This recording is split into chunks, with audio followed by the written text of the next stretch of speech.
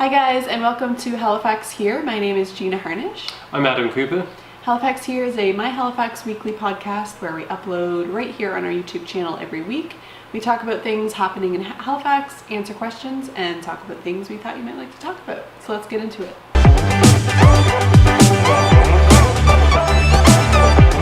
So for this week's episode, we're going to be talking about square roots, which we were making an episode. Well, we feature them in this week's vlog. Yeah, we were very fortunate to have been asked to feature them, which was last week's, like you said, last week's vlog. Yeah. It was a 2-day shoot. It was kind of like nothing else we had done before. Yeah. So for those of you who don't know, Square Roots is a organization in Halifax that was created by Enactus at St. Mary's University, I believe. And they partnered with Square Roots to, what would you call them? Like a... I think they're not-for-profit. Not-for-profit, They're yeah. not-for-profit, and basically I think they wanted, I think the whole point of the what kind of the conception of the project is they wanted to find a project that can benefit the communities that everyone lives in and can also help the environment as well. And they came up with Square Roots, where basically a lot of people don't realise, or maybe they do, that if you go into a Sobeys or a superstore, you buy produce. That is produce that they have selected based on its aesthetics and how it looks, how it appeals. There's a lot of food, which I read somewhere can be as high as 30% of food production can be discarded because the carrot's not straight, it's bent. Or the apple's got a ding in it, something like that. And it's just chucked into a composter, landfill. effectively. Yeah, so it's not even used, it's just like thrown away. So what's happening is that they go and purchase this rejected fruit produce, and then they sell it super affordable to people who want to go and purchase it in bundles of £10. So that's literally $1 a pound because it's $10 a bundle. Or for those who maybe can't afford to spend that, they can get for 50 cents a pound. And it was one of those events where you go and there was a lot of people volunteering to help. There was this whole team behind it, and everyone was just trying to get everything done. And it was just such a good project and such a good initiative, because any food that's left over from the sale side of it and the building side gets donated. And there's a couple of different programs that you can be a part of to maybe buy one yourself and then donate to somewhere else. And it just seems like a really good way to help stop food waste, because I think that's a massive thing. Like I was kind of, geez, and sneeze. Okay, what do I? Actually, yeah. Oh, good. I was kind of surprised by the amount of how much produce gets thrown away, because we were fortunate to get a bundle. And it's good. Like the produce in there is good. Yeah, and even when they say, it's rejected produce that is going to the landfill, that grocery stores reject, it's not even that ugly. Like it looks completely normal to me anyway. I'm like, why is that a reject? Like, I didn't see any of the bundle we got. I didn't see anything that would make me think like this should be rejected. Yeah, I mean, some of the potatoes, they had little things in them, like little. Dirt or whatever. If you buy a potato bag, you don't know. I mean, there's one potato, one of the ones when I was cutting it, it had like a black spot in it. Yeah. You had to like peel the crap out of it to get rid of it. But I was like... But you get that at the grocery store too sometimes. If you buy a brand new potato, you can get that. Yeah, so anyway. There's nothing wrong with the apples, like there's no marks. Nothing wrong, yeah. And again, for those who've been rejected, I'm just like, how? Yeah, I don't understand it. So, but yeah, Jan Merchant, who runs the... She sells the bundles out of Fairview, and because I think she said there's eight franchises, so there's 8 locations in HRM that sell the bundles. Yeah. And so they get the delivery on the Friday evening. Yeah. It's the sales the last week, like kind of like the last Friday, Saturday kind of. The last weekend of the month. Yeah. So the Friday they get the delivery and they do the bundling, which we were there to film and help with, because it was hard not to help. Like I felt weird just like standing there filming them, like not helping, because they're doing all this. It's hard labor. It's heavy lifting. It's they only have so much time. It's not like they want to be there. It takes a long time to bundle. They do want to be there, but they're not getting paid to be there. Well, no, but they don't want to be there. They don't want to be there till like 11 o'clock at night. It's like. And I think the thing that was one of the key things to me is like these are people just volunteer their time. Yeah. And it is heavy, it is hard labour. And a lot of times when we're filming the vlog, like we'll be in people's businesses, and you feel bad because they have to stop to come and talk to you when they should be serving, and there's like 1,000 things they should be doing. And but typically it's like, well, we're making this for them to kind of help them. So it's good in a way, and it's kind of just the nature of the beast. But when we were filming there, it's like there's so much stuff that needed to be done. I was like, well, you know what, pitch in. Yeah. So we were weighing stuff. That was cool. Yeah, because I felt a little bit in the way with the camera. But yeah, so we were helping them weigh. Each bundle has to be, like you said, around 10 pounds. And then I don't know. I mean, there were. So the type of produce they had that night, because they have it changes every month. They had apples, parsnips, potatoes, turnip, onions. Yeah. Red cabbage. Red cabbage, I think. Yeah. Apples. Is it apples? I said apples. Yeah. Yeah, and I mean, like, when you look at it for what bundle gets you, like, it's good. Like, it's really good value there. Like, we've still got apples left. I think we don't have any potatoes left. We ate all of the potatoes. Yeah, and we've got some parsnips left. And it's just a case of like, even if you think, well, £10 wouldn't last me a month, but having one extra potato into your own mix might make things go a little bit further. You can make soups with it. You can do all kinds of other things that would make a difference. And for some people, getting £10 of fruit and veg, that for literally $1 a pound, makes a big difference, because I know people that make seemingly good money and they have to go to food banks, and there's a lot of people that won't go to food banks and they need to, because they don't want people to see people there. And you go to an event like Square Roots where you go in and you're out and you pay $10, you pick up your bundle and you're out the door, and it's and they don't ask any questions. If you can afford the $10, you can give them $5 and they'll still give you a bundle. It's very like judgment free. It's just like it's just there to help the community, and that's like I want to go back next month.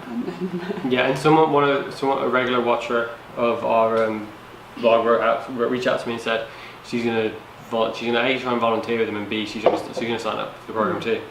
And that's the thing, is like, you know what, the more people know about it, the more you can help other people with it. And like, you might know someone who maybe they have kids, maybe they actually would just benefit from being able to get cheaper produce that's still healthy, rather than having to go and spend so much in a store like a Sobeys. And that's not to bag on anything about Sobeys, but if you stop and look in your grocery cart and you see how much what $10 can get you in produce, it's not a lot. So when you can get £10 for $10, then suddenly that's a big deal. And I just feel like the whole process, I mean, like, typically we don't film over 2 days, but we did, because I wanted to be able to show everybody the van arriving, everyone settling up, the students and Jan and us now pitching in and weighing things and like putting the bundles together, so you could see like this wasn't just like, it wasn't an easy process, like it was hard work. And then we also wanted to film the actual selling of the bundles. Yeah, because that's more what most people, like if you went to Square Roots, you would see that side of things. You wouldn't see the bundling side of it. And it was cool. Like Killen Properties have donated a space to Jan that she gets to use, like their entertainment room, and it was really casual. It was really nice, and she printed out recipes so that you could figure out, okay, I've got turnips, what can I make with turnip, and stuff like that. And there was such an effort to kind of make it A, educate people, and B, make it as workable for so many people, because other people that would be buying this produce are new to Canada and they may have never seen a turnip before. So then you've got to help basically teach them that this is valuable, because even though you may never have turnip, it's delicious when you have it in this. And it was just, there was a lot more to it than it sounds. Oh, they rescue produce, that's great.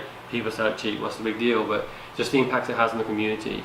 And Jan herself has been able to donate to 130 families? 150 families in the Fairview Family Center. So all of the leftover bundles, like if she doesn't sell all of the bundles on the Saturday and Sunday, the leftovers will, I think she said, the leftovers will go to, a family center or something that in need, and people can go and take what they need, which is amazing. Yeah, And we tried to be.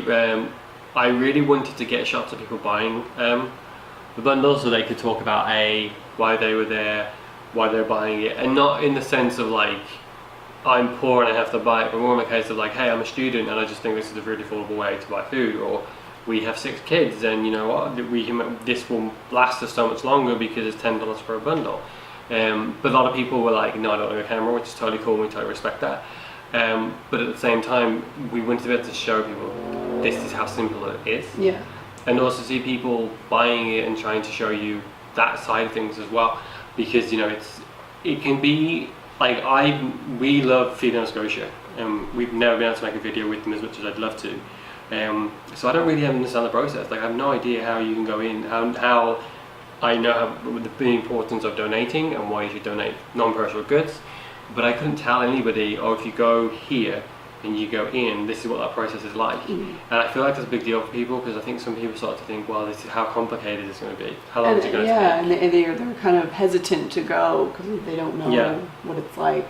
But I also find with Feed Nova Scotia, like the great thing with Square Roots is that it's produce, it's fresh fruit and vegetables, which you can't get at Feed Nova Scotia. I don't think it's all like non-perishable, which is also really important too, to have actual food. But like, well, I mean, I remember looking at the census, and they had done a study, and they were saying that depending on, I don't like referring to it as a class system, but that's basically the demographic they were using, like upper class and people that make, I think they clear $75,000 a year.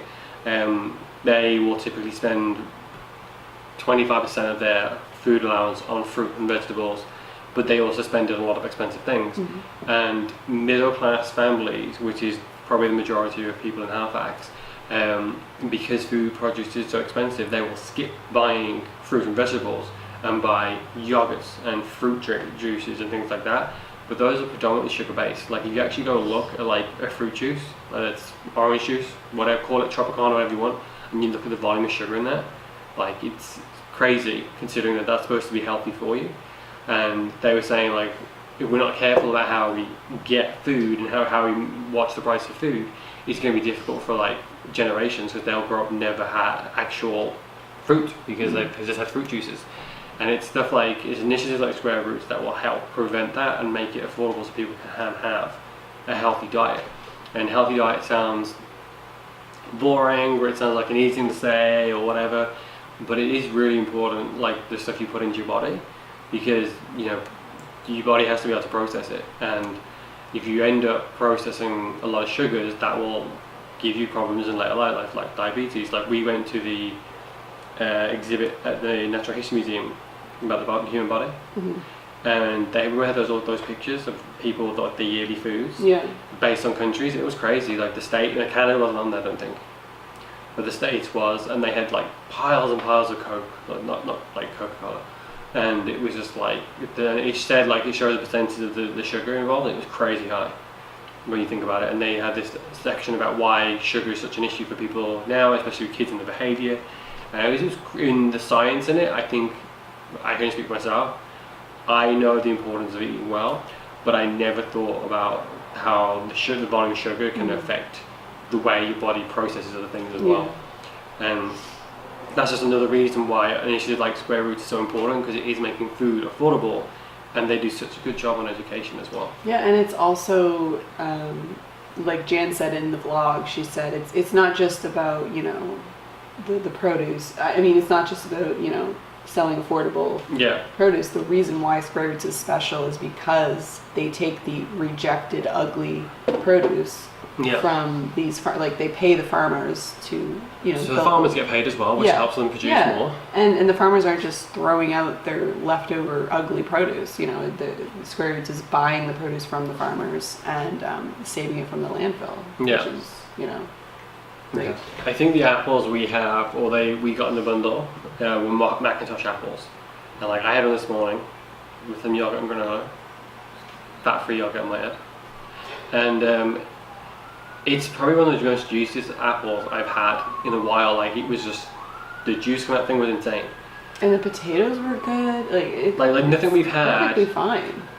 I don't. Well, firstly, nothing has looked ugly. Nothing has looked to me like that. That's the part I can't understand, like how they were rejected. But in England, where we used to go to farmers markets all the time, and you would buy a carrot that looked like a corkscrew, or a carrot that had a massive kink in it, and no one would care because it tastes the same. It's just a carrot. That's how it grew. It's. You know, but when I think about it, I can't remember the last time we were police people driving past. Yeah. We actually were talking about this the other day, that like sometimes when you film, it's like, oh, police or ambulance, but they're just doing their job. They don't know. Yeah, there's someone that needs to. Someone needs help right now. Yeah. It's just kind of funny when that happens. I'm more concerned about the crows trying to break through the window or whatever. Yeah, we have a pack of crows that just like make so much noise every day. They're going to become roommates of this road. But I mean, it's just a case of, you know, when last time I went into a superstore or a Sobeys or anywhere that sells produce, I can't remember seeing a carrot that was like, meh. No, they're all perfectly straight. Yeah. And I understand, because I had a conversation with someone in the office, and she said, you know, unless you're baking like the vegetables, then you kind of want them the same size. And I was like, I get that, but you know, most of the times we chop up our vegetables anyway. Yeah. So it's not really going to make a difference. No. It really isn't. No. And you know, in terms of helping the economy and helping the environment and people like that, I just find that it's a really great initiative, and it helps a lot of people, including the farmers as well, so they get paid. And it's preventing food waste, because, you know, throwing good food away just seems so moronic to me. Yeah. Knowing that Halifax has issues with people being able to manage to get food. Mm-hmm. You know, and the Square Root's motto is no one should go hungry in the right. No one should go hungry. Not ever. There's no reason for that to happen. And when you sit there and think about the amount of people that struggle to get food, and people having to throw it away because they're just like, oh, this doesn't look right. That doesn't seem right to me. No. And I think Jan said 1 in 5 Nova Scotians are hungry, whereas the Canadian average is 1 in 8 or something. Yeah, they call it. I think, and it's one of those things where they call it like food insecurity. Yeah. And you know, that's probably the correct term, but that's a fancy way of saying people can't afford food. Yeah. And that's a real issue, and it's something that doesn't sound right, but like, you don't have to go far. Talk to someone that's got kids or someone that's just lost a job, and then see what sacrifices do they make, and typically it's usually produce. And that's a shame, and you know, we shouldn't be in that situation. No. So it's just a case like initially this can help a lot of people. So if you haven't, go back and watch the vlog, and you know, watch the vlog and share the vlog.